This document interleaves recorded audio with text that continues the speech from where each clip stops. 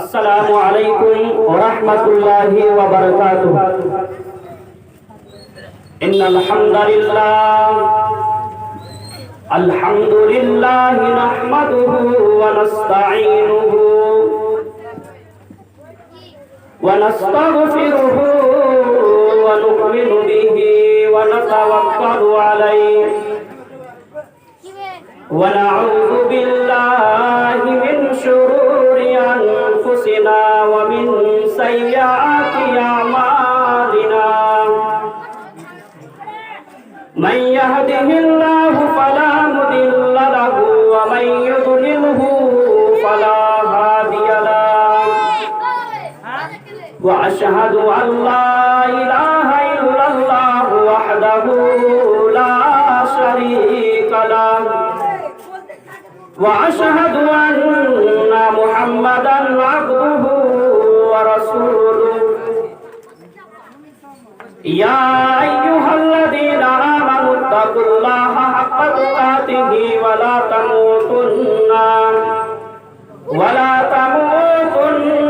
إلا وأنتم مسلمون يا أيها الناس اتقوا ربكم الذي خلقكم من نفس واحدة وخلق منها زوجها وبث منهما رجالا كثيرا ونساء واتقوا الله الذي تساءلون به والأرحام إن الله كان عليكم رقيبا يا أيها الذين آمنوا اتقوا الله وقولوا قولا سديدا يصلح لكم أعمالكم ويغفر لكم ذنوبكم ومن يطع الله ورسوله فقد فاز فوزا عظيما أما بعد فإن خير الحديث كتاب الله وخير الهدي هدي محمد صلى الله عليه وسلم وشر الأمور محدثاتها وكل محدثة بدعة وكل بدعة ضلالة وكل ضلالة في النار أعوذ بالله من الشيطان الرجيم بسم الله الرحمن الرحيم كل نفس ذائقة الموت ونبلوكم بالشر والخير فتنة وإلينا ترجعون وقال النبي صلى الله عليه وسلم عن كعب بن عياض قال سمعت رسول الله صلى الله عليه وسلم يقول إن لكل أمة فتنة وفتنة أمتي المال۔ معزز سامعین حضرات، ہر قسم کی تعریف و توصیف حمد و ثنا عظمت و کبریائی اس اللہ رب العالمین کے لیے لائق و سجاوار ہے جس نے ہم تمام انسانوں کو اس دنیا کے اندر پیدا فرمایا اور پھر ہماری رشد و ہدایت کے لیے فلاح و کامرانی کے لیے بے شمار نبیوں کو رسولوں کو اس دنیا کے اندر مبعوث فرمایا بھیجا۔ بعد لاکھوں درود و سلام کے بے شمار پھول نشاور ہو رب العالمین کے بھیجے ہوئے تمام نبیوں کے اوپر بالخصوص اور بالعموم آخری نبی جناب محمد الرسول اللہ صلی اللہ علیہ وسلم کے اوپر صلی اللہ علیہ وسلم۔ معزز سامعین حضرات، آج میں جس موضوع کے تحت آپ لوگوں کے سامنے دو چار باتیں کرنا چاہتا ہوں وہ ہے دنیا کی حقیقت قرآن و حدیث کی روشنی میں۔ اس دنیا کی حقیقت کیا ہے؟ ایک انسان اس دنیا کے اندر ہے، اس کے پاس دنیا کی ہر چیز موجود ہے، زمین ہے، جائیداد ہے، روپیہ ہے، پیسہ ہے، عالیشان مکانات ہے، لیکن اس کی حقیقت کیا ہے؟ اس انسان کی حقیقت کیا ہے؟ اللہ تبارک و تعالی قرآن کریم کے اندر فرماتا ہے کل نفس ذائقۃ الموت، اور دنیا میں بسنے والے انسانوں، ہر انسان کو موت کا مزہ چکھنا پڑے گا۔ یہی حقیقت ہے کہ اس انسان کے پاس زمین ہے، جائیداد ہے، روپیہ ہے، پیسہ ہے، لیکن حقیقت تو اس کی یہ ہے کہ اس کو ایک دن مرنا پڑے گا۔ آگے اللہ تبارک و تعالیٰ فرماتا ہے وَنَبْلُوكُمْ بِالشَّرِّ وَالْخَيْرِ فِتْنَةً، اور اے لوگوں، ہم تمہیں کبھی غریب بنا کر آزمائیں گے اور ہم تمہیں کبھی امیر بنا کر بھی آزمائیں گے۔ معزز سامعین حضرات، جہاں اللہ تبارک و تعالیٰ نے غریبی کو آزمائش کہا، وہی اللہ تبارک و تعالیٰ نے امیری کو بھی آزمائش کہا۔ اگر اللہ تبارک و تعالیٰ ایک انسان کو غریب بنا کر آزمانا چاہتا ہے تو وہی اللہ تبارک و تعالیٰ ایک انسان کو امیر بنا کر بھی آزمانا چاہتا ہے۔ اللہ تبارک و تعالیٰ ایک انسان کو امیر بنا کر یہ دیکھنا چاہتا ہے یا آزمانا چاہتا ہے کہ میرا بندہ مال و دولت کی محبت میں گرفت ہو کر کہیں وہ مجھے بھول تو نہیں جاتا ہے۔ اور یہ غریبی جو آزمائش ہے تو سب کو معلوم ہے کہ اللہ تبارک و تعالیٰ اس دنیا کے اندر لوگوں کو غریب بنا کر آزماتا ہے، یہ دیکھنا چاہتا ہے کہ میرا بندہ تو کہیں میری ناشکری تو نہیں کر رہا ہے۔ اس کے بعد اللہ تبارک و تعالیٰ فرماتا ہے ثم الینا ترجعون، او دنیا کے لوگوں، تمہیں ہماری طرف لوٹ کر کے آنا ہے۔ یہی آخری کنڈیشن ہے کہ ثم الینا ترجعون، پھر تو تمہیں ہماری طرف لوٹ کر کے آنا ہے۔ آپ کو میں بتاؤں، کل نفس ذائقۃ الموت، یہ آیت قرآن کریم کے اندر 3 جگہ پر آئی ہے۔ ایک جگہ اللہ تبارک و تعالیٰ نے فرمایا کل نفس ذائقۃ الموت، ہر انسان کو موت کا مزہ چکھنا ہے۔ وَإِنَّمَا تُوَفَّوْنَ أُجُورَكُمْ يَوْمَ الْقِيَامَةِ، اور اے لوگوں، ایک ایسا بھی دن آنے والا ہے جس کو قیامت کا دن کہا جاتا ہے، جس دن کو قیامت کا دن کہا جاتا ہے۔ قیامت کے دن تم کو تمہارے اعمال کا پورا پورا بدلہ دیا جائے گا۔ دنیا کے اندر ایسا ہوتا ہے کہ ایک انسان نمازی ہے لیکن اس کو اس کا پورا پورا بدلہ نہیں مل رہا ہے، اور ایک انسان اللہ کی عبادت نہیں کرتا ہے لیکن وہ بڑے خوشحالی کے ساتھ اپنی زندگی بسر کر رہا ہے۔ اسی طرح اشارہ ہے، اللہ نے فرمایا وَإِنَّمَا تُوَفَّوْنَ أُجُورَكُمْ يَوْمَ الْقِيَامَةِ، اور اے لوگوں، ایک ایسا بھی دن آنے والا ہے جس دن کو قیامت کا دن کہا جاتا ہے۔ قیامت کے دن تم کو تمہارے اعمال کا پورا پورا بدلہ دیا جائے گا۔ اس کے بعد اللہ تبارک و تعالیٰ نے جو حقیقی کامیابی ہے وہ بتایا فَمَنْ زُحْزِحَ عَنِ النَّارِ وَأُدْخِلَ الْجَنَّةَ فَقَدْ فَازَ، اور اے دنیا کی سرداری کو ترجیح دینے والوں، اے دنیا کی مال و دولت کو سب کو سمجھنے والوں، تم یہ سمجھ رہے ہو کہ دنیا کے اندر مال و دولت مل گئی، زمین و جائیداد مل گئی، یہی حقیقت میں کامیابی ہے۔ سن لو، حقیقت کامیابی تو یہ ہے فَمَنْ زُحْزِحَ عَنِ النَّارِ وَأُدْخِلَ الْجَنَّةَ فَقَدْ فَازَ، جس انسان کو اللہ تبارک و تعالیٰ کل قیامت کے دن جہنم سے بچا کر وَأُدْخِلَ الْجَنَّةَ، جنت کے اندر داخل فرما دے، فَقَدْ فَازَ، تو وہی شخص کامیاب ہے۔ اور اس دنیا کی حقیقت کیا ہے؟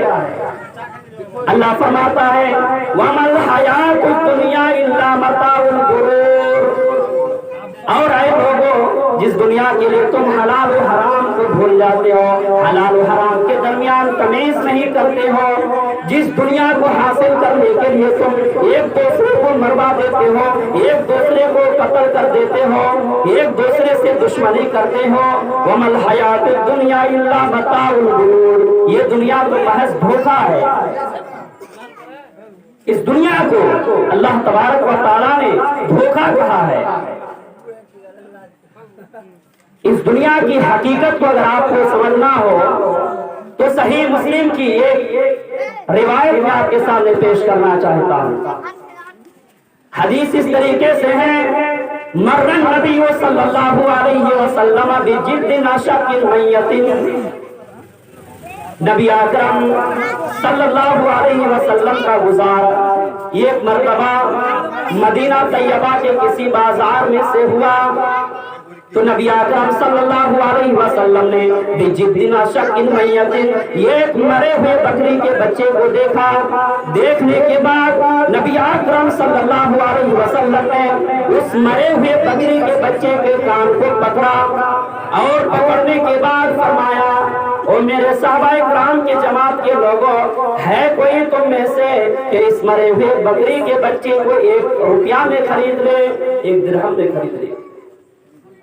صحابہ اکرام نے کہا کہ اللہ کے رسول، ایک تو یہ بکری کا مرا ہوا بچہ ہے، اوپر سے سڑا ہوا ہے، اس کے اندر سے بدبو آ رہی ہے، اگر کوئی اس مرے ہوئے بکری کے بچے کو اگر فری میں دے گا، مفت میں دے گا، تو بھی تو کوئی اس کو لینے والا نہ ہوگا۔ نبی اکرم صلی اللہ علیہ وسلم نے فرمایا کہ او میرے صحابہ اکرام کے جماعت کے لوگوں، تم کو یہ بکری کا مرا ہوا سڑا ہوا بچہ تم کو کتنا خراب لگتا ہے، تم کو کتنا گندا لگتا ہے؟ لَلدُّنْيَا أَهْوَنُ عِنْدَ اللَّهِ مِنْ ذَلِكَ، اللہ کی نظر میں تمہاری اس دنیا کی وقار، تمہاری اس دنیا کی حیثیت اس مرے ہوئے بکری کے بچے سے بھی زیادہ کمتر اور معمولی ہے، اس مرے ہوئے بکری کے بچے سے بھی زیادہ کمتر اور معمولی ہے۔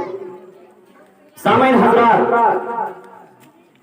کچھ ہی دیر میں آپ لوگوں کے سامنے مولانا عبدالشکور صاحب رحیمی بھوجپوری آپ کے سامنے آئیں گے۔ آپ لوگوں سے گزارش ہے کہ آپ لوگ جو کھڑے ہیں ادباً بیٹھ جائیے، صرف 10 منٹ کے بعد میں اپنی بات کو ختم کر دوں گا۔ مولانا موجود ہے، آ رہے ہیں۔ تو اس دنیا کی حقیقت نبی اکرم صلی اللہ علیہ وسلم نے اس مرے ہوئے بکری کے بچے سے بھی زیادہ بدتر بتایا، اور اس دنیا کی جو حقیقت ہے آپ یوں سمجھیے، نبی اکرم صلی اللہ علیہ وسلم نے فرمایا، الدنیا سجن المؤمن و جنت الکافر، دنیا مومن کے لیے قید خانہ ہے اور کافروں کے لیے جنت ہے۔ نبی اکرم صلی اللہ علیہ وسلم کو اللہ تبارک و تعالیٰ نے مخاطب کرتے ہوئے اسی لیے فرمایا تھا، وَلَلْآخِرَةُ خَيْرٌ لَكَ مِنَ الْأُولَىٰ، اے نبی جناب محمد رسول اللہ صلی اللہ علیہ وسلم، آپ کے لیے دنیا کی زندگی سے آخرت کی زندگی بہتر ہے۔ اللہ تبارک و تعالیٰ قرآن کریم کے اندر فرماتا ہے، بل تؤثرون الحیات الدنیا والآخرۃ خیر وابقیٰ، میرے بندو تم دنیا کی زندگی کو آخرت کی زندگی پر ترجیح دیتے ہو، تم دنیا کی زندگی کو سب کچھ سمجھتے ہو۔ اللہ فرماتا ہے والآخرۃ خیر وابقیٰ، جبکہ آخرت کی زندگی دنیا کی زندگی سے بہتر ہے اور باقی رہنے والی ہے۔ اور ایک جگہ رب العالمین نے قرآن کریم کے اندر فرمایا، یا ایھا الذین آمنوا اتقوا اللہ ولتنظر نفس ما قدمت لغد، اے ایمان والو اللہ تبارک و تعالیٰ سے ڈرو، ولتنظر نفس ما قدمت لغد، اور ہر انسان کو یہ سوچنا چاہیے، ہر انسان کو یہ سوچنا چاہیے کہ اس نے کل قیامت کے دن کے لیے کون سی تیاری کر کے رکھا ہے۔ اس ضمن میں نبی اکرم صلی اللہ علیہ وسلم کی ایک حدیث غور کیجئے، اما عائشہ جو نبی اکرم صلی اللہ علیہ وسلم کی بیوی ہے، وہ بیان کرتی ہے کہ میں ایک روز جناب محمد رسول اللہ صلی اللہ علیہ وسلم کے لیے بستر لگائی. جو بستر اما عائشہ بیان کرتی ہے کہ جو بستر میں نبی اکرم صلی اللہ علیہ وسلم کے لیے لگایا کرتی تھی، ایک دن اس بستر کو میں نے ڈبل کر دیا، ایکھری کی جگہ میں نے ڈبل کر دیا. نبی اکرم صلی اللہ علیہ وسلم عشاء کی نماز پڑھ کے آئے اور آنے کے بعد سوئے. نبی اکرم صلی اللہ علیہ وسلم کو اتنی نیند آئی کہ نبی اکرم صلی اللہ علیہ وسلم کی آنکھ تہجد کے لیے نہیں کھل سکی، فجر میں کھل سکی.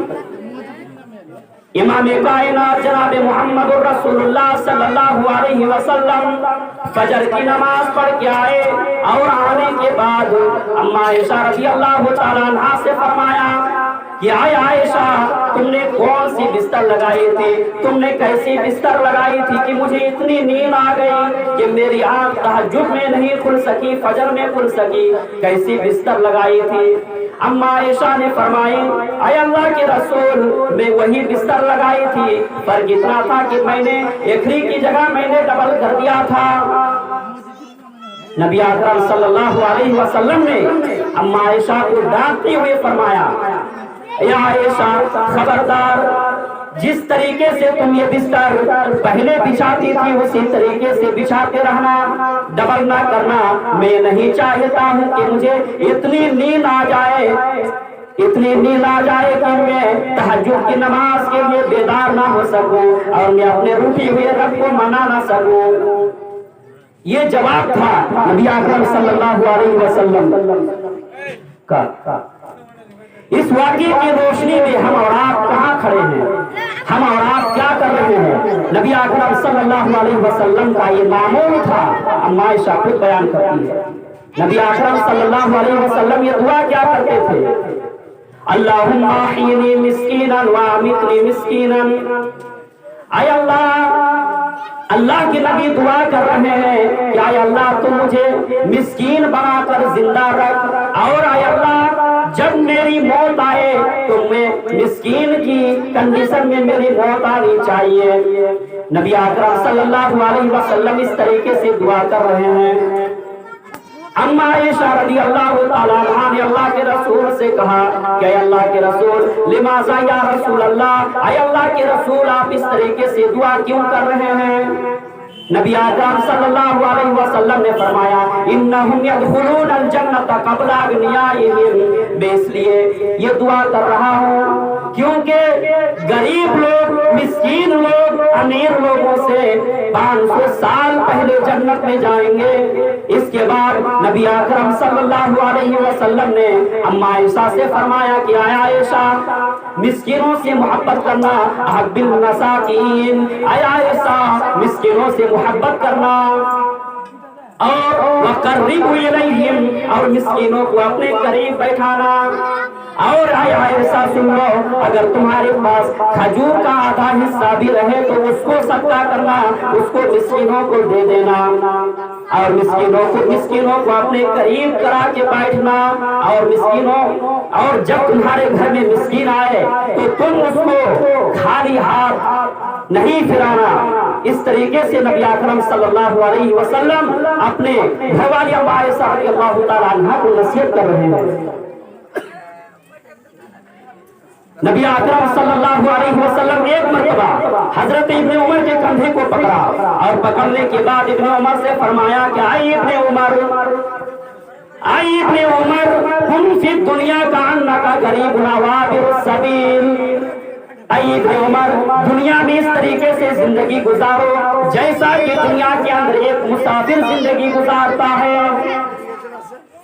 اس کے بعد اس حدیث کو سننے کے بعد ابن عمر لوگوں سے کہا کرتے تھے، اذا امسیت فلا تنتظر المساء.